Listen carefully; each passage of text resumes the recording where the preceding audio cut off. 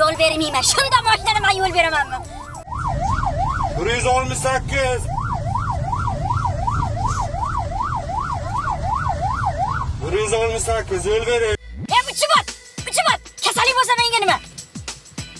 Yo'lni bo'shating. 168. Mashinam zo'rmi?